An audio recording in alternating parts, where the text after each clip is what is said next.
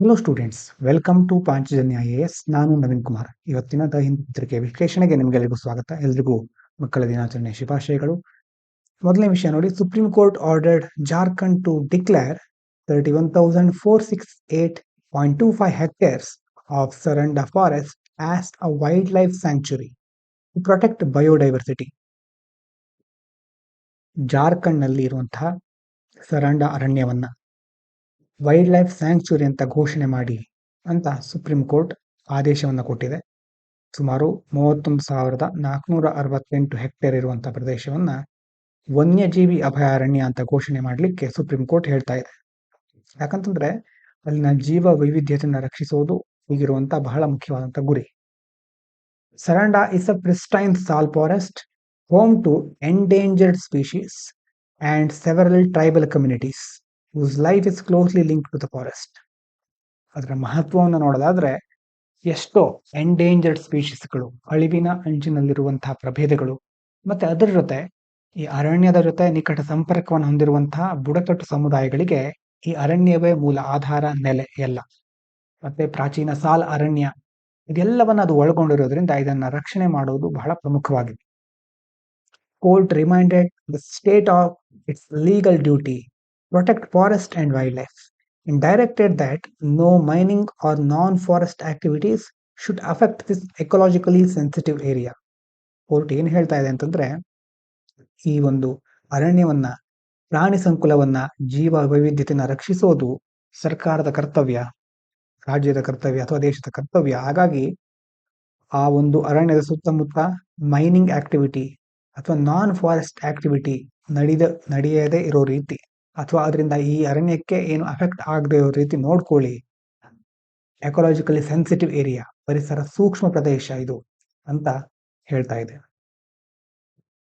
ಇದಾದ ನಂತರ centre has released the draft seeds bill 2025 to replace the old seeds act, aiming to ensure high quality affordable seeds for farmers and protect them from losses. ರೈತರಿಗೆ ಉತ್ತಮ ಗುಣಮಟ್ಟದ, ಕೈಗೆಟುಕುವ ದರದ ಬೀಜಗಳನ್ನ ಪಡ್ಕೊಳ್ಬೇಕು, ಅವರಿಗೆ ಸಿಗ್ಬೇಕು ಅಂತ, ಮತ್ತೆ ಅವರನ್ನ ನಷ್ಟದಿಂದ ರಕ್ಷಿಸಬೇಕು ಅಂತ ಹಳೆಯ ಒಂದು ಬೀಜಗಳ ಕಾಯ್ದೆ ಇತ್ತು, ಸೀಡ್ಸ್ ಆಕ್ಟ್. ಅದನ್ನ ಬದಲಿಸಿ ಈಗ ಹೊಸದಾಗಿರುವಂತಹ ಒಂದು ಬೀಜಗಳ ಕಾಯ್ದೆಯನ್ನ ತರಲಿಕ್ಕೆ ಅದರ ಕರಡನ್ನ ಅಂತಂದ್ರೆ ಡ್ರಾಫ್ಟ್ ಬಿಲ್ ಅನ್ನ ಸರ್ಕಾರ ಬಿಡುಗಡೆ ಮಾಡಿದೆ. Draft bill plans to regulate seed quality, liberalise seed imports and decriminalize minor offenses to make compliance easier while still punishing serious violation. ಇದು ಹೊಸ ಬಂದಿರುವಂತಹ ಬಿಲ್ ನಲ್ಲಿ ಬೀಜಗಳ ಗುಣಮಟ್ಟವನ್ನು ನಿಯಂತ್ರಿಸಲಿಕ್ಕೆ ಮತ್ತೆ ಆಮದುಗಳನ್ನು ಉದಾರೀಕರಣಗೊಳಿಸಲಿಕ್ಕೆ, ಬೇರೆ ಬೇರೆ ಕಡೆಯಿಂದ ಆಮದುಗಳನ್ನು ಮಾಡಿಕೊಳ್ಳೋದು, ಮತ್ತೆ ಸಣ್ಣ ಸಣ್ಣ ಅಪರಾಧಗಳಿರ್ತಾ ಇತ್ತು, ಅದನ್ನ ಡಿಕ್ರಿಮಿನಲೈಸ್ ಅಂದ್ರೆ ಮೊದಲೆಲ್ಲ ದೊಡ್ಡ ಕ್ರಿಮಿನಲ್ ಅಫೆನ್ಸ್ ಅಂತ ಕನ್ಸಿಡರ್ ಆಗೋದು, ಈಗ ಅದನ್ನ ಅಪರಾಧೀಕರಣದಿಂದ ತೆಗೆದುಹಾಕ್ತಾರೆ. ಹಾಗಂತ ಗಂಭೀರ ಅಪರಾಧಗಳಿಗೆ ಅಥವಾ ಉಲ್ಲಂಘನೆಗಳಿಗೆ ಶಿಕ್ಷೆ ಮುಂದುವರಿತಾನೆ ಇರುತ್ತೆ. Every seed dealer must get a registration certificate before selling seeds. ಅಂದ್ರೆ ಯಾರೇ ಆಗಿರ್ಲಿ, ಸೀಡ್ ಡೀಲರ್ಗಳಿರ್ತಾರಲ್ವಾ, ಅವರು ಸೀಡ್ಗಳನ್ನ ಸೆಲ್ ಮಾಡೋಕ್ಕಿಂತ ಮೊದಲು ರಿಜಿಸ್ಟ್ರೇಷನ್ ಸರ್ಟಿಫಿಕೇಟ್ ಅನ್ನ ಪಡ್ಕೊಂಡಿರಲೇಬೇಕು. And all seeds must meet minimum standards of germination, purity and genetic quality. ಮತ್ತೆ ಎಲ್ಲಾ ಸೀಡ್ಸ್, ಎಲ್ಲಾ ಬೀಜಗಳು ಮುಖ್ಯವಾಗಿ ಮಿನಿಮಮ್ ಸ್ಟ್ಯಾಂಡರ್ಡ್ ಇರಬೇಕು. ಆ ಸ್ಟ್ಯಾಂಡರ್ಡ್ಗಿಂತ ಕಳಪೆ ಆಗಿದ್ರೆ ಅವುಗಳನ್ನ ಮಾರಾಟ ಮಾಡೋ ಆಗಿಲ್ಲ. ಜರ್ಮಿನೇಷನ್, ಪ್ಯೂರಿಟಿ, ಜೆನೆಟಿಕ್ ಕ್ವಾಲಿಟಿಯನ್ನು ಅಲ್ಲಿ ನೋಡ್ತಾರೆ. ಇದಾದ ನಂತರ India's carbon emission in 2025 are expected to rise by 1.4%. ನಮ್ಮ ಇಂಗಾಲ ಹೊರಸೂಸುವಿಕೆಯ ಪ್ರಮಾಣ 2025 ವರ್ಷಕ್ಕೆ ಅದರ ಎಕ್ಸ್ಪೆಕ್ಟೆಡ್ ಟು ರೈಸ್ ಎಷ್ಟು ಹೆಚ್ಚಾಗಬಹುದು, 1.4% ಅಷ್ಟು ಜಾಸ್ತಿ ಆಗಬಹುದು, which is slower than last year due to good monsoon and higher renewable energy use. ಇದಕ್ಕೆ ಕಾರಣ ಏನಂತಂದ್ರೆ, ಹಿಂದಿನ ವರ್ಷಕ್ಕಿಂತ ಇದು ಒಳ್ಳೆ ರೇಟ್ ಅಂತ ಹೇಳಬಹುದು. ಕಳೆದ ವರ್ಷ 4% ಇತ್ತು, ಈಗ 1.4% ಅಷ್ಟು ರೈಸ್ ಆಗ್ತಾ ಇದೆ. ಇದಕ್ಕೆ ಕಾರಣ ಏನಂತಂದ್ರೆ ಮಾನ್ಸೂನ್, ಒಳ್ಳೆ ಮಳೆ, ಮತ್ತೆ ನವೀಕರಿಸಬಹುದಾದ ಇಂಧನಗಳನ್ನ ಹೆಚ್ಚು ಬಳಸ್ತಾ ಇದ್ದಾರೆ. ಹಾಗಾಗಿ ಇದು ಇದಕ್ಕೆ ಕಾರಣ. India remains the third largest emitter about 3.2 billion tons of CO2 annually. ಪ್ರತಿ ವರ್ಷ ಎಷ್ಟಿರುತ್ತೆ ನಮ್ದು ಆಲ್ಮೋಸ್ಟ್ ಕಾರ್ಬನ್ ಎಮಿಷನ್ ಅಂತಂದ್ರೆ ಸುಮಾರು 3.2 ಶತಕೋಟಿ ಟನ್ CO2 ಕಾರ್ಬನ್ ಡೈಆಕ್ಸೈಡ್ ನಾವು ಎಮಿಟ್ ಮಾಡ್ತೇವೆ. 3ನೇ ಸ್ಥಾನ ಅಂದ್ರೆ ಮೊದಲು ಯಾರಿರಬಹುದು, ಮೊದಲು ಎರಡು ಥಿಂಕ್ ಮಾಡಿ, US, ಚೀನಾ, ಚೀನಾ US ಅದೆರಡರಲ್ಲೇ ಇರುತ್ತೆ ಮುಖ್ಯವಾಗಿ. ಮೇನ್ಲಿ ಡ್ಯೂ ಟು ಕೋಲ್ ಯೂಸ್ ಅಲ್ವಾ. ನಾವು ಈಗ ಮುಖ್ಯವಾಗಿ ಯಾವುದರಿಂದ ಈಗ ಎಷ್ಟು ಎಮಿಟ್ ಆಗ್ತಾ ಇದೆ ಅಂತಂದ್ರೆ ಕೋಲ್, ಕಲ್ಲಿದ್ದಲಿನ ಬಳಕೆ. Although the growth rate is slower than global averages. ಈ ಗ್ರೋತ್ ರೇಟು ಗ್ಲೋಬಲ್ ಅವರೇಜ್ಗೆ, ಜಾಗತಿಕ ಸರಾಸರಿಗೆ ಕಂಪೇರ್ ಮಾಡಿದ್ರೆ ಇನ್ನು ಸ್ಲೋನೇ ಇದ್ದೇವೆ. The global carbon budget for keeping warming under 1.5 degree Celsius is nearly exhausted, making it harder to meet climate goals despite slower emission growth. Emission grow ಆಗೋದು slow ಆಗಿದ್ರೂ ಸಹ, ಆದ್ರೆ ನಾವು ಪ್ಯಾರಿಸ್ ಅಗ್ರಿಮೆಂಟ್ ಬೇರೆ ಬೇರೆ ಕಡೆ ಕ್ಲೈಮೇಟ್ ಚೇಂಜ್ ಬಗ್ಗೆ ನೋಡ್ತೀವಲ್ವ, ಅಲ್ಲಿ 1.5 ಡಿಗ್ರಿ ಸೆಲ್ಸಿಯಸ್ಗೆ ನಾವು ಗ್ಲೋಬಲ್ ವಾರ್ಮಿಂಗ್ ಅನ್ನ ಲಿಮಿಟ್ ಮಾಡ್ಕೋಬೇಕು ಅನ್ನುವಂತ ಗುರಿ ಇಟ್ಕೊಂಡಿದ್ದೇವೆ. ಆದ್ರೆ ಅಷ್ಟನ್ನ ಸಾಧಿಸೋದು ಬಹಳ ಕಷ್ಟ ಅಂತ ಹೇಳ್ತಾ ಇದ್ದಾರೆ. Supreme court suggested that the government should promote electric vehicles more actively due to worsening air pollution, especially in major cities like Delhi, Mumbai. ಸರ್ಕಾರ ಜಾಸ್ತಿ ವಾಯುಮಾಲಿನ್ಯ ಆಗ್ತಾ ಇದೆಯಲ್ವಾ, ಅದನ್ನ ತಡೆಗಟ್ಟಲಿಕ್ಕೆ, ಕಡಿಮೆ ಮಾಡಲಿಕ್ಕೆ ಎಲೆಕ್ಟ್ರಿಕ್ ವಾಹನಗಳನ್ನ ಹೆಚ್ಚು ಪ್ರಮೋಟ್ ಮಾಡಬೇಕು ಅಂತ ಹೇಳ್ತಾ ಇದೆ Supreme Court. Court said it may be time to revisit the national electric mobility mission plan, NEMMP ಅಂತಿದೆ 2022. ಆ ಪ್ಲಾನ್ ಅನ್ನ ಇನ್ನೊಂದ್ಸಾರಿ ರಿವಿಸಿಟ್ ಮಾಡಿ and even start pilot EV projects in metro cities. ದೊಡ್ಡ ಮೆಟ್ರೋ ನಗರಗಳಲ್ಲಿ EV ಪ್ರಾಜೆಕ್ಟ್ ಗಳನ್ನ start ಮಾಡೋದು. Pilot project ಅಂತಂದ್ರೆ ಒಂಥರ ಪ್ರಾಯೋಗಿಕ ಯೋಜನೆ ಅಂತ. ಎಲ್ಲಾ ಕಡೆ ಅದನ್ನ ಅಂದ್ರೆ ಎಲ್ಲ ಕಡೆ ಇಂಪ್ಲಿಮೆಂಟ್ ಮಾಡೋಕೆ ಅಂತ ಮೊದಲು ಕೆಲವೊಂದು ಕಡೆ ಪ್ರಾಯೋಗಿಕವಾಗಿ ಅದನ್ನ ಟೆಸ್ಟ್ ಮಾಡ್ತಾರೆ. The petitioner argued that EVs are still costly and the government must give better incentives and ensure timely implementation of EV-related schemes like FAME and hybrid and electric vehicle programs. ಏನ್ ಹೇಳ್ತಾ ಇದ್ದಾರೆ ಅಂತಂದ್ರೆ, ಇನ್ನೂ ಸಹ electric ವೆಹಿಕಲ್ಗಳ ಒಂದು cost ಜಾಸ್ತಿ ಇದೆ. ಈ ಸರ್ಕಾರ ಬೇರೆ ಬೇರೆ ಇನ್ಸೆಂಟಿವ್ ಕೊಟ್ಟು ಕಾಸ್ಟ್ ಕಡಿಮೆ ಮಾಡಬೇಕು. ಮತ್ತೆ ಈ ಸ್ಕೀಮ್ಗಳಿದೆ, ಫೇಮು, ಹೈಬ್ರಿಡ್ ಎಲೆಕ್ಟ್ರಿಕ್ ವೆಹಿಕಲ್ ಪ್ರೋಗ್ರಾಮ್ಗಳೆಲ್ಲ ಇದೆ. ಇಂಥ ಸ್ಕೀಮ್ಗಳನ್ನ ಸರ್ಕಾರ ಸರಿಯಾದ ಸಮಯಕ್ಕೆ ಎಫೆಕ್ಟಿವ್ ಆಗಿ ಇಂಪ್ಲಿಮೆಂಟ್ ಮಾಡಬೇಕು. The center has revoked the Quality Control Order QCO on polyester fiber, yarn, PTA and MEG, which were earlier restricting imports by imposing strict standards. ಅಂದ್ರೆ ಈಗ ಕೆಲವೊಂದು ಪಾಲಿಸ್ಟರ್ ಫೈಬರು, ಕೆಲವೊಂದು ವಸ್ತುಗಳ ಮೇಲಿನ ಗುಣಮಟ್ಟದ ನಿಯಂತ್ರಣ ಆದೇಶ, ಕೆಲವೊಂದು ಇಷ್ಟೇ ಗುಣಮಟ್ಟ ಇರಬೇಕು ನಿಯಂತ್ರಣ ಅನ್ನುವಂಥದ್ದು ಬಗ್ಗೆ ಸರ್ಕಾರ ಮೊದಲು ಕಟ್ಟುನಿಟ್ಟಾಗಿ ಕೆಲವು ಕ್ರಮಗಳನ್ನ ಕೈಗೊಂಡಿತ್ತು, ನಿರ್ಬಂಧಗಳನ್ನ ಮಾಡಿತ್ತು. ಈಗ ಸ್ವಲ್ಪ ಆದೇಶವನ್ನ ರದ್ದುಗೊಳಿಸ್ತಾ ಇದೆ. These materials are critical raw inputs. ಯಾಕೆ ಇಂಥದ್ರ ಮೇಲೆ ಈಗ ನಿರ್ಬಂಧ ಕಡಿಮೆ ಮಾಡಿದೆ ಅಂತಂದ್ರೆ, ಈ ಮಟೀರಿಯಲ್ಗಳೆಲ್ಲ ಮುಖ್ಯವಾಗಿ ಕ್ರಿಟಿಕಲ್ ರಾ ಇನ್ಪುಟ್ಗಳು. ಯಾವುದಕ್ಕೆ? ಮ್ಯಾನ್ ಮೇಡ್ ಫೈಬರ್ ಸೆಕ್ಟರ್, ಮಾನವ ನಿರ್ಮಿತ. And earlier QCOs had caused price increases. Example, polyester fiber prices rose by about 4 rupees per kg and filament yarn by 30%. ಈ ಒಂದು ವಸ್ತುಗಳು ಮಾನವ ನಿರ್ಮಿತ ಫೈಬರ್ಗೆ ಬೇಕಾಗುತ್ತೆ, ಕಚ್ಚಾ ಪದಾರ್ಥ ಅಂತ ಹೇಳೋದು ತರ, ರಾ ಮಟೀರಿಯಲ್ಸ್. ಹಾಗಾಗಿ ಮೊದಲೆಲ್ಲ ಇವುಗಳ ಮೇಲೆ ನಿರ್ಬಂಧ ಹಾಕಿರೋದ್ರಿಂದ ಅದರ ಬೆಲೆಗಳು ಜಾಸ್ತಿ ಆಗ್ತಾ ಇತ್ತು. ಅದನ್ನ ಕಡಿಮೆ ಮಾಡಲಿಕ್ಕೆ ಮುಖ್ಯವಾಗಿ ಮತ್ತೆ ದೇಶದ ಒಂದು ಎಲ್ಲಾ ವಲಯಗಳಲ್ಲಿ ಸಪ್ಲೈ ಚೈನ್ಗಳು ಕರೆಕ್ಟ್ ಆಗಿ ಮ್ಯಾನೇಜ್ ಆಗಲಿಕ್ಕೆ ಸರ್ಕಾರ ಈ ರೀತಿ ಹೇಳ್ತಾ ಇದೆ. Removing QCO will ease imports and steady and cheaper supply for the textile industry and help spinners, weavers and processors remain competitive. ಈ ತರ QCOಗಳನ್ನ ರಿಮೂವ್ ಮಾಡೋದ್ರಿಂದ ಇಂಪೋರ್ಟ್ ಈಸಿ ಆಗುತ್ತೆ. ಗುಣಮಟ್ಟ ಇಷ್ಟೇ ಇರಬೇಕು ಅಂತ ಹೇಳ್ತಾ ಇದ್ವಿ, ಸ್ವಲ್ಪ ಲೂಸ್ ಮಾಡಿರೋ ತರ, ಅಂತಂದ್ರೆ ಸ್ಟ್ರಿಕ್ಟ್ ಆಗಿರೋದನ್ನ ಸ್ವಲ್ಪ ಸಡಿಲಗೊಳಿಸಿರೋ ತರ ಈಗ ರಿಮೂವ್ ಮಾಡಿದ್ಮೇಲೆ ಅವಾಗ ಈಸಿಯಾಗಿ ಇಂಪೋರ್ಟ್ ಆಗುತ್ತೆ, ಕಡಿಮೆ ಬೆಲೆಯಲ್ಲಿ ಸಪ್ಲೈ ಆಗಬಹುದು, ಟೆಕ್ಸ್ಟೈಲ್ ಇಂಡಸ್ಟ್ರಿಗೆ ಹೆಲ್ಪ್ ಆಗುತ್ತೆ, ಸ್ಪಿನ್ನರ್ಸು, ವೀವರ್ಸು ಮತ್ತೆ ಪ್ರೊಸೆಸರ್ಗಳು ಎಲ್ಲದಕ್ಕೆ ಮುಖ್ಯವಾಗಿದು ಹೆಲ್ಪ್ ಮಾಡುತ್ತೆ. Rising workplace stress, especially in tech, finance, customer service and night shift jobs increasingly linked to higher cases of type 2 diabetes among younger adults in India. ನೋಡಿ, ನಮ್ಮ ದೇಶದಲ್ಲಿ ಈ work place stress ಅನ್ನೋದು ಎಷ್ಟೋ ಸಾರಿ ಅದನ್ನ ಹೇಳ್ಕೊಳಿಕ್ ಆಗೋದಿಲ್ಲ ಅಂತಂದ್ರೆ, ಯಾವುದು ಈಗ IT ಕಂಪನಿ ಅಥವಾ ಎಷ್ಟೋ ಕಡೆ ಕೆಲಸ ಮಾಡ್ತಿರೋರಿಗೆ ಆ ಸ್ಟ್ರೆಸ್ ಅನ್ನ ಹೇಳ್ಕೊಳಿಕ್ ಆಗೋದಿಲ್ಲ. ಹಾಗಂತ ಸ್ಟ್ರೆಸ್ ಇದೆ ಅಂತ ಸಹ ಗೊತ್ತಿರೋದಿಲ್ಲ.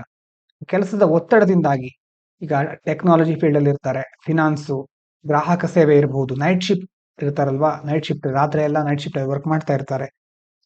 ಹಾಗಾಗಿ ಕಡಿಮೆ ವಯಸ್ಸಿನವರಲ್ಲೇ ಯಂಗರ್ ಅಡಲ್ಟ್ಸಿಗೆ ಸಹ ಈಗ ಈ ಕೆಲಸದ ಸ್ಟ್ರೆಸ್ ಇಂದಾಗಿ, ಒತ್ತಡದಿಂದಾಗಿ ಟೈಪ್ 2 ಡಯಾಬಿಟಿಸ್ ಪ್ರಕರಣ ಜಾಸ್ತಿ ಕಂಡು ಬರ್ತಾ ಇದೆ.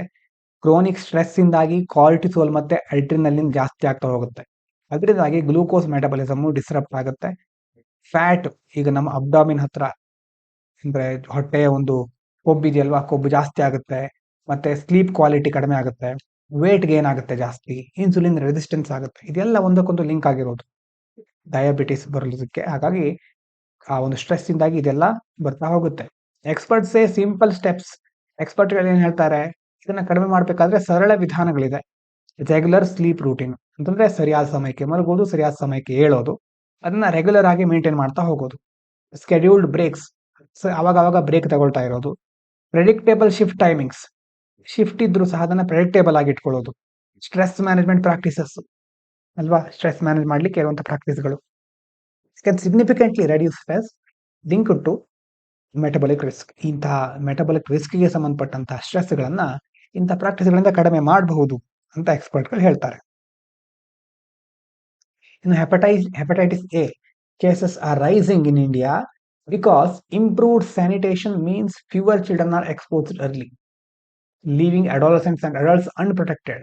The disease is more severe. ಪ್ರಕರಣಗಳು ಜಾಸ್ತಿ ಆಗ್ತಾ ಇದೆ ಹೆಪಟೈಟಿಸ್ ಎ ಅಂತಂದ್ರೆ. ಇಲ್ಲಿ ಏನ್ ಹೇಳ್ತಾ ಇದ್ದಾರೆ, ಸುಧಾರಿತ ನೈರ್ಮಲ್ಯ. ಮಕ್ಕಳು ಕೆಲವೊಂದ್ಸಾರಿ ಕಡಿಮೆ ಕಾಯಿಲೆಗೆ ಒಡ್ಕೊಳ್ತಾರೆ, ಆದ್ರೆ ಹದಿಹರೆಯದವರು, ವಯಸ್ಕರು ಕೆಲವೊಂದ್ ಕಡೆ ಏನಾಗ್ಬಿಡುತ್ತೆ, ರಕ್ಷಣೆ ಇರೋದಿಲ್ಲ. ಅವಾಗ ಮಕ್ಕಳಿಗೆ ಎಷ್ಟೋ ಸಾರಿ ಲಸಿಕೆ ಮತ್ತೆ ಬೇರೆ ಬೇರೆ ಆರೋಗ್ಯ ವ್ಯವಸ್ಥೆಗಳನ್ನ ಮಾಡಿದ್ರು, ಹದಿಹರೆಯಕ್ಕೆ ಬಂದ್ಮೇಲೆ, ವಯಸ್ಕರ ಆದ್ಮೇಲೆ ಅವಾಗ ರಕ್ಷಣೆ ಇರೋದಿಲ್ಲ. ಆ ಸಂದರ್ಭದಲ್ಲಿ ಈ ಒಂದು ಹೆಪಟೈಟಿಸ್ ಎ ಜಾಸ್ತಿ ಕಾಣಿಸ್ಕೊಳ್ಬಹುದು. India already has a safe, effective, long lasting indigenous hepatitis A vaccine. ಮಾತ್ರ ವ್ಯಾಕ್ಸಿನ್ ಇದೆ, ಬಯೋವ್ಯಾಕ್ ಎ ಅಂತ, with protection above 90%, making it suitable for inclusion in the universal immunisation programme. 90% protection ಇದೆ ಇದರಿಂದ. ಹಾಗಾಗಿ ನಮ್ಮ universal immunisation ಪ್ರೋಗ್ರಾಮಿನ ಒಂದು ಭಾಗವನ್ನ ಮಾಡಬಹುದು ಇದನ್ನ ಅಂತ ಹೇಳ್ತಾ ಇದ್ದಾರೆ. Hepatitis A meets key criteria for UIP inclusion: high disease burden, strong vaccine effectiveness, long term protection, cost effectiveness, especially in states with repeated outbreaks or declining antibody levels. Hepatitis A ಅನ್ನು ಮುಖ್ಯವಾಗಿ UIPಗೆ ಯಾಕೆ include ಮಾಡಬೇಕು ಅಂತಂದ್ರೆ, ಎಷ್ಟೋ ಸಾರಿ ಕೆಲವೊಂದು ಸ್ಟೇಟ್ಗಳಲ್ಲಿ ಪದೇ ಪದೇ ಈ ಡಿಸೀಸ್ಗಳು ಕಂಡು ಬರ್ತಾ ಹೋಗುತ್ತೆ, ಡಿಸೀಸ್ ಬರ್ಡನ್ನು. ಮತ್ತೆ ವ್ಯಾಕ್ಸಿನ್ ಚೆನ್ನಾಗಿ ಎಫೆಕ್ಟಿವ್ ಆಗಿದ್ರೆ ಡಿಸೀಸ್ ಕಡಿಮೆ ಮಾಡಬಹುದು. ವ್ಯಾಕ್ಸಿನ್ ಚೆನ್ನಾಗಿದೆ, ಲಾಂಗ್ ಟರ್ಮ್ ಪ್ರೊಟೆಕ್ಷನ್ ಸಿಗುತ್ತೆ, ಕಾಸ್ಟ್ ಎಫೆಕ್ಟಿವ್ನೆಸ್, ಖರ್ಚು ಸಹ ಕಡಿಮೆ ಆಗುತ್ತೆ. ಹಾಗಾಗಿ ಇದನ್ನ ಇಂಪ್ಲಿಮೆಂಟ್ ಮಾಡಬೇಕು ಚೆನ್ನಾಗಿ ಅಂತ ಹೇಳ್ತಾ ಇದ್ದಾರೆ. ಇನ್ನೊಂದು ಆರ್ಟಿಕಲ್ ಇದೆ, ಬಹಳ ಮುಖ್ಯವಾದ ಆರ್ಟಿಕಲ್. ಈ ಆರ್ಟಿಕಲ್ ಇಂದ ಅಥವಾ ಇಲ್ಲಿ ಬರೋ ಪಾಯಿಂಟ್ ಅನ್ನ ನೀವು ಮೇನ್ಸ್ ಅಲ್ಲಿ ಬೇರೆ ಬೇರೆ ವಿಷಯಗಳು ಬಳಸ್ಕೊಳ್ಬಹುದು. ಅದೇ ರೀತಿ ಇಂಟರ್ವ್ಯೂದಲ್ಲೂ ಸಹ ಇದನ್ನ ಕೇಳುವಂತಹ ಸಾಧ್ಯತೆ ಜಾಸ್ತಿ ಇರುತ್ತೆ. Should public celebration or expression of devotion be avoided? ಏನು ಇಶ್ಯೂ ಅಂತಂದ್ರೆ, India is very open about religion in public. ನಮ್ಮ ದೇಶದಲ್ಲಿ ನೀವು ಯಾವುದೇ ಹಬ್ಬ ಬರಲಿ, ಯಾವುದೇ ಧರ್ಮ ಇರಲಿ, ಹಿಂದೂ, ಮುಸ್ಲಿಂ, ಕ್ರಿಶ್ಚಿಯನ್, ಬೌದ್ಧ, ಜೈನ, ಸಿಖ್ ಏನೇ ಇರಲಿ, ಎಷ್ಟೋ ಸಾರಿ ಆಯಾ ಒಂದು ಧರ್ಮದವರ ಒಂದು ಮೆರವಣಿಗೆಗಳು, ಹಬ್ಬದ ಆಚರಣೆಗಳನ್ನ ಪಬ್ಲಿಕ್ ಅಲ್ಲಿ ನಾವು ನೋಡ್ತೇವೆ. But should this be controlled for piece, equal rights and public order? ಆದ್ರೆ ಇವುಗಳನ್ನ ಕಂಟ್ರೋಲ್ ಮಾಡೋ ಅವಶ್ಯಕತೆ ಇದೆಯಾ? ಈಗ ಒಂದ್ ಹಬ್ಬ ಬಂತು ಅಂತಂದ್ರೆ ಕೆಲವರು DJ ಹಾಕೊಂಡು ದೊಡ್ಡ ಮಟ್ಟದಲ್ಲಿ ಸೌಂಡ್ ಮಾಡ್ತಾರೆ, ಕೆಲವರು ಅದನ್ನ ಅವರವರ ಧರ್ಮಕ್ಕೆ ಸಂಬಂಧಪಟ್ಟ ಹಾಗೆ ಏನೇನು ಆಚರಣೆಗಳಿರುತ್ತೆ ಅದನ್ನ ವೈಭವೀಕರಿಸಿ ಮಾಡ್ತಾರೆ. ಅದ್ರ ಬಗ್ಗೆ ಇದನ್ನ ಕಂಟ್ರೋಲ್ ಮಾಡ್ಬೇಕಾಗತ್ತೆ ನಾವು. ಹಾಗಾದ್ರೆ ಶಾಂತಿ ಮತ್ತೆ ಸಮಾನತೆ, ಅದ್ರ ಜೊತೆ ಕಾನೂನಿನ ಸುವ್ಯವಸ್ಥೆ, ಸಮಾಜದಲ್ಲಿ ಒಂದು ಒಳ್ಳೆಯ ವ್ಯವಸ್ಥೆ ಕಾಪಾಡಬೇಕು ಅಂತಂದ್ರೆ ಇದನ್ನ ಕಂಟ್ರೋಲ್ ಮಾಡೋ ಅವಶ್ಯಕತೆ ಇದೆಯಾ ಅಂತ ಇಲ್ಲಿ ಕೇಳ್ತಾ ಇದ್ದಾರೆ.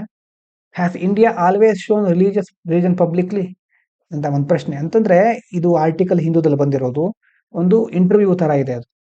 ಎರಡು ಮುಖ್ಯವಾದ ಎಕ್ಸ್ಪರ್ಟ್ಗಳು ಬಂದಿದ್ದಾರೆ, ಅವರನ್ನ ಇಂಟರ್ವ್ಯೂ ಮಾಡಿ ಅಲ್ಲಿ ಬಂದಿರೋ ಪಾಯಿಂಟ್ ಅನ್ನ ಇಲ್ಲಿ ಮುಖ್ಯವಾಗಿ ಕೊಟ್ಟಿದ್ದೇವೆ. India has always been loud and visible with festivals, especially Hindu once. ಈ ಆರ್ಟಿಕಲ್ ಹೇಳೋ ಪ್ರಕಾರ ಹಿಂದೂ ಹಬ್ಬಗಳು ಜಾಸ್ತಿ ಮುಖ್ಯವಾಗಿ ದೊಡ್ಡ ಮಟ್ಟದಲ್ಲಿ ಆಚರಣೆ ಆಗುತ್ತೆ. Today number of festivals, processions and public celebration has increased a lot. ಇತ್ತೀಚಿನ ದಿನಗಳಲ್ಲಿ ಇಂಥ ಹಬ್ಬಗಳೇ ಆಗಿರಬಹುದು ಮತ್ತೆ ಆ ಪ್ರೊಸೆಷನ್ಗಳು, ಫೆಸ್ಟಿವಲ್ಗಳು ಜಾಸ್ತಿ ಆಗ್ತಾ ಇದೆ. ಅವಾಗ ಏನಾಗ್ಬಿಡುತ್ತೆ, ರೋಡ್ ಬ್ಲಾಕ್ ಆಗುತ್ತೆ, ನಾಯ್ಸ್ ಕ್ರಿಯೇಟ್ ಆಗುತ್ತೆ, ಆಂಬ್ಯುಲೆನ್ಸ್ಗಳನ್ನು ಸ್ಟಾಪ್ ಮಾಡಬೇಕಾಗತ್ತೆ. ಇದರಿಂದಾಗಿ ಪಬ್ಲಿಕ್ ಲೈಫ್ ಅಫೆಕ್ಟ್ ಆಗುತ್ತೆ. ಬೇರೆ ರಿಲಿಜನ್ಗಳನ್ನು ನೋಡೋದಾದ್ರೆ Muslim places also got louder. Muslim ಪ್ಲೇಸ್ಗಳು ಸಹ ಲೌಡ್ ಆಗಿರುತ್ತೆ. ಆಜಾನ್ ಆಜಾನ್ ಅಂತ ಪ್ರತಿ ಸಾರಿ ಅದನ್ನ ಲೌಡ್ ಸ್ಪೀಕರ್ ಅಲ್ಲಿ ಹೇಳೋದ್ರಿಂದ ಅಲ್ಲಿಂದ ನಾಯ್ಸ್ ಆಗಬಹುದು ಹೇಳ್ತಾ ಇದ್ದಾರೆ. After Covid some mosques started doing multiple prayer session avoid road congestion. ಎಷ್ಟು ಸಾರಿ ಕೋವಿಡ್ ಆದ್ಮೇಲೆ ಒಂದು ಮಾಸ್ಕ್ಗಳಲ್ಲಿ ಮಲ್ಟಿಪಲ್ ಪ್ಲೇಯರ್ ಸೆಷನ್ ಅನ್ನು ಮಾಡ್ತಾ ಇದ್ದಾರೆ. But loud speaker in temples and mosques often compete with each other. ಆದ್ರೆ ಇಬ್ರು ಅವರವರ ಒಂದು ಆಚರಣೆಗಳನ್ನ ಮಾಡ್ಕೊಂಡ್ರೆ ಒಳ್ಳೆಯದು. ಅವರಲ್ಲೇ ಕಾಂಪಿಟೇಷನ್ ಸ್ಟಾರ್ಟ್ ಆಗ್ಬಿಡುತ್ತೆ, ಯಾರ ಒಂದು ಸೌಂಡ್ ಜಾಸ್ತಿ ಇರುತ್ತೆ ಅಲ್ವಾ. ಭಕ್ತಿ ಹೋಗಿ ಶಬ್ದ ಆಗ್ಬಿಡುತ್ತೆ ಅಷ್ಟೇ. ಶಬ್ದ ಅನ್ನೋದಕ್ಕಿಂತ ನಾಯ್ಸ್, ಗಲಾಟೆ ಆಗುವಂತ ಸಾಧ್ಯತೆನೂ ಇರುತ್ತೆ. ಕೋರ್ ಪ್ರಿನ್ಸಿಪಲ್ ಏನು ಹಾಗಾದ್ರೆ? Rights with limits. ಕಾನ್ಸ್ಟಿಟ್ಯೂಷನ್ ಏನ್ ಹೇಳ್ತಾ ಇದೆ?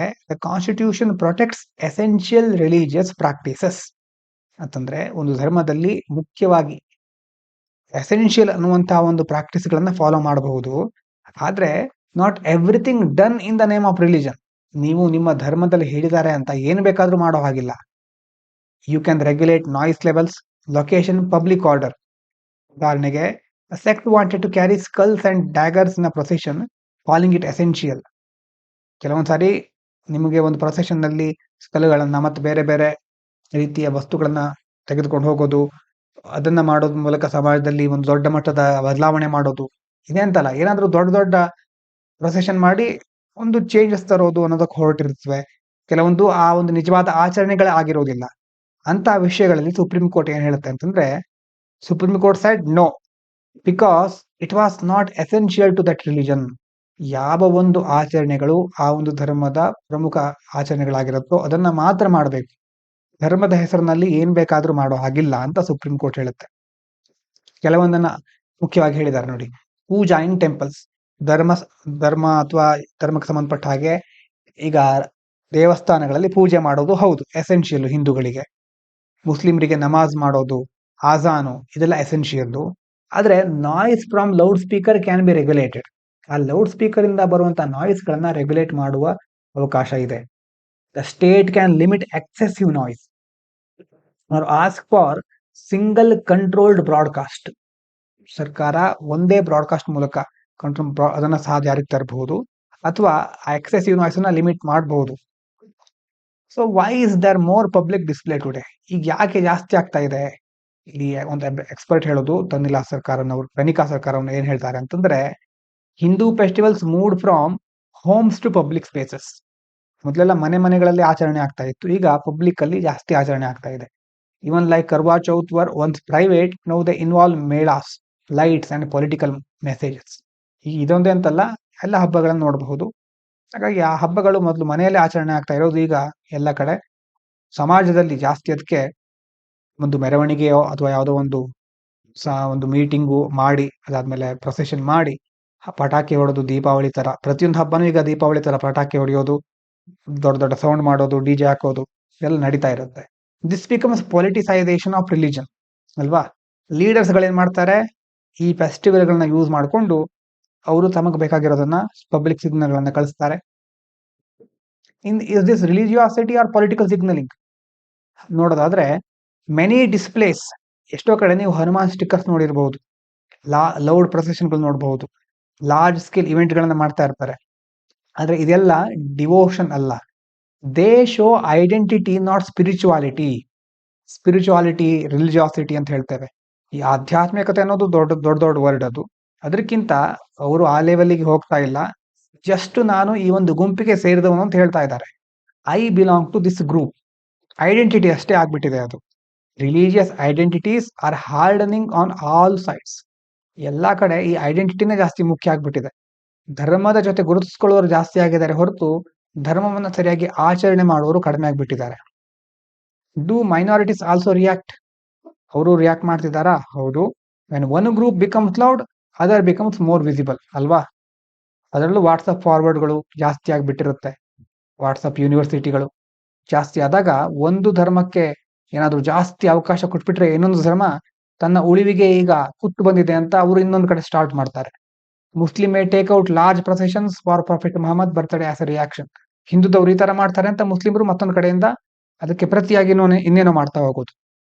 Historically since 1920s processions and counter processions caused clashes. ಆವಾಗಿಂದಾನು ಹಿಸ್ಟ್ರಿಯಲ್ಲಿ ತುಂಬಾ ಸಾರಿ ಆಗಿದೆ ಇದು. ಒಂದು ಪ್ರೊಸೆಷನ್ಗೆ ಇನ್ನೊಂದು ಪ್ರೊಸೆಷನ್ ಮಾಡಿ ಕ್ಲಾಶ್ ಆಗೋದು. ಏನಾಗುತ್ತೆ ಸೊಸೈಟಿ ಮೇಲೆ ಆವಾಗ? Public religion is becoming competitive ಅಲ್ವಾ. ಕಾಂಪಿಟೇಟಿವ್ ಒಂದು ಕಾಂಪಿಟೇಷನ್ ಆಗ್ಬಿಟ್ಟಿದೆ ರಿಲಿಜನ್ ಅನ್ನೋದು ಸಹ. Minorities often feel unsafe or restricted. ಯಾರು ಅಲ್ಪಸಂಖ್ಯಾತರು ಇರ್ತಾರೋ ಅವರಿಗೆ ಸೇಫ್ಟಿ ಇಲ್ಲ, ನಮ್ಮನ್ನ ರಿಸ್ಟ್ರಿಕ್ಟ್ ಮಾಡ್ತಾ ಇದ್ದಾರೆ ಅಂತ ಅನ್ಸುತ್ತೆ. Majorities often feel protective or assertive. ಮೆಜಾರಿಟಿಯವರು ಇಲ್ಲ ನಾವೇ ಏನ್ ಬೇಕಾದ್ರೂ ಮಾಡಬಹುದು, ಅಸರ್ಟಿವ್ ಆಗಿರ್ತಾರೆ. Politics fuel this by dividing people into camps. ಮತ್ತೆ ಇದನ್ನೇ ಕಾಯ್ತಾ ಇರೋರು ಪೊಲಿಟಿಷಿಯನ್ಸ್. ಅವರು ಡಿವೈಡ್ ಮಾಡಿ ಎಲ್ಲರನ್ನ ನಮಗೆ ಬೇಕಾಗಿರೋ ತರ ಉಪಯೋಗಿಸ್ಕೊಳ್ತಾರೆ. ಹಾಗಾದ್ರೆ should public religious celebration stop? ಎಲ್ಲವನ್ನ ಸ್ಟಾಪ್ ಮಾಡ್ಬಿಡ್ಬೇಕಾ ಹಾಗಾದ್ರೆ? ಹಾಗಲ್ಲ. No one wants to stop religious freedom ಅಲ್ವಾ. ರಿಲಿಜಿಯಸ್ ಫ್ರೀಡಮ್ ಅನ್ನ ತಡಿಬೇಕು ಅಂತಲ್ಲ, but public expression must not harm others. ಏನು ಹೊರಗಡೆ ಸಮಾಜಕ್ಕೆ ಹೋಗಿ ಮಾಡ್ತಿರ್ತೀರೋ ಅದು ಬೇರೆಯವರಿಗೆ ಹಾರ್ಮ್ ಮಾಡಬಾರ್ದು. ನಾಯ್ಸ್ ಇರಬಹುದು, ಟ್ರಾಫಿಕ್, ರೋಡ್ ಬ್ಲಾಕ್ ಮಾಡೋದು, ಒಬ್ಬರ ಒಂದು ಕಾರ್ಯಗಳಲ್ಲಿ ಇಂಟಿಮಿಡೇಟ್ ಮಾಡೋದು, ಪ್ರೊವೊಕೇಶನ್ ಮಾಡೋದು, ಇದೆಲ್ಲ ಮಾಡ್ಲಿಕ್ಕೆ ಹೋಗ್ಬಾರ್ದು. ಅದಕ್ಕೆ ಗೈಡಿಂಗ್ ಐಡಿಯಾ ಏನು? Your religious freedom ends where it harms another person's peace of right. ನಿಮ್ಮ ಒಂದು ಧಾರ್ಮಿಕ ಮನೋಭಾವ, ಧಾರ್ಮಿಕ ನಡವಳಿಕೆ ಯಾವಾಗ ಬೇರೆಯವರ ಒಂದು ಜೀವನಕ್ಕೆ ಅಡಚಣೆ ಉಂಟು ಮಾಡುತ್ತೋ ಆವಾಗ ನಿಮ್ಮ ಸ್ವಾತಂತ್ರ್ಯ ಅಲ್ಲಿಗೆ ನಿಲ್ಲುತ್ತೆ. ಅದರ ಅರ್ಥ ಬೇರೆಯವರಿಗೆ ಹಾನಿಯಾಗೋದನ್ನ ಏನು ಮಾಡಬೇಡಿ. ನಿಮಗೆ ಸ್ವಾತಂತ್ರ್ಯ ಇದೆ ಅಂತ ಏನ್ ಬೇಕಾದ್ರೂ ಮಾಡ್ಲಿಕ್ಕೆ ಅವಕಾಶ ಇಲ್ಲ. ಎಲ್ಲರೂ ಸಾಮರಸ್ಯದಿಂದ ಬಾಳ್ಬೇಕು, ಅದು ಮುಖ್ಯ. India's diversity allows open celebration of religions, but when a public displays become constant, when noise affects daily life, when religion becomes political symbolism, when it intimidates minorities or neighbors, then society suffers. ಅಲ್ವಾ. ಭಾರತದಲ್ಲಿ ಧರ್ಮದ ಆಚರಣೆಗಳಿಗೆ, ಸೆಲೆಬ್ರೇಷನ್ಗಳಿಗೆ ಅವಕಾಶ ಇದೆ. ಆದ್ರೆ ಪದೇ ಪದೇ public ಡಿಸ್ಪ್ಲೇನೇ ಜಾಸ್ತಿ ಆಗ್ಬಿಟ್ರೆ ಅಥವಾ ಅದರಿಂದ ಆಗುವಂತ ಶಬ್ದಗಳು ಜನರ ಜೀವನದ ಮೇಲೆ ಒಂದು ದುಷ್ಪರಿಣಾಮ ಬೀರ್ತಾ ಇದ್ರೆ, ಅಥವಾ ಅದು ಕೇವಲ ರಾಜಕೀಯ ಸಂಕೇತ ಆಗ್ಬಿಟ್ರೆ, ಅಥವಾ ಮೈನಾರಿಟೀಸ್ಗಳು ನೈಬರ್ಸ್ಗಳ ಮೇಲೆ ಅದು ಒಂಥರ ರೆಸ್ಟ್ರಿಕ್ಷನ್ಸ್ ಆಗ್ತಾ ಇದ್ರೆ, ಆವಾಗ ಸಮಾಜದಲ್ಲಿ ತುಂಬಾ ಜನರು ಕಷ್ಟಪಡ್ತಾರೆ. ಅದಕ್ಕೋಸ್ಕರ ಏನ್ ಮಾಡ್ಬೇಕು? India needs balanced, reasonable, respectful public religiosity, not competitive or political religiosity. ಇದು ಇಂಪಾರ್ಟೆಂಟು. ಈ ಒಂದು ಲಾಸ್ಟ್ ಸೆಂಟೆನ್ಸು ತುಂಬಾ ಕಡೆ ಬಳಸ್ಕೊಳ್ಬಹುದು. ಎಸ್ಎಯಲ್ಲಿ, ಸೊಸೈಟಿಯಲ್ಲಿ, ಸೋಷಿಯಲ್ ಜಸ್ಟಿಸ್ ಅಲ್ಲಿ, ತುಂಬಾ ಕಡೆ ಎಥಿಕ್ಸ್ ನಲ್ಲಿ. ನಮ್ಗೇನ್ ಬೇಕು? ಬ್ಯಾಲೆನ್ಸ್ಡ್, ಎಲ್ಲ ಸಮತೋಲನಾಗಿರೋದು ಬೇಕು. ರೀಸನೇಬಲ್, ತಾರ್ಕಿಕವಾಗಿರ್ಬೇಕು ಅಲ್ವಾ. ರೆಸ್ಪೆಕ್ಟ್ಫುಲ್ ಅಂತಂದ್ರೆ ಪರಸ್ಪರ ಗೌರವವನ್ನು ಉಂಟು ಮಾಡೋದು, ಅಂಥ ರಿಲಿಜಿಯಾಸಿಟಿ ಬೇಕು. ಆದ್ರೆ ಇದರಲ್ಲೇ ಕಾಂಪಿಟೇಷನ್, ಪೊಲಿಟಿಕಲ್ ರಿಲಿಜಿಯಾಸಿಟಿ ನಮಗ್ ಬೇಡ ಅನ್ನೋದನ್ನ ಈ ಆರ್ಟಿಕಲ್ ಅಲ್ಲಿ ಹೇಳ್ತಾ ಇದ್ದಾರೆ. ಇವಿಷ್ಟು ಇವತ್ತಿನ ಮುಖ್ಯವಾದ ವಿಚಾರಗಳು. ಎಲ್ರಿಗೂ ಧನ್ಯವಾದಗಳು. ಇದು ಪಾಂಚಜನ್ಯ IAS.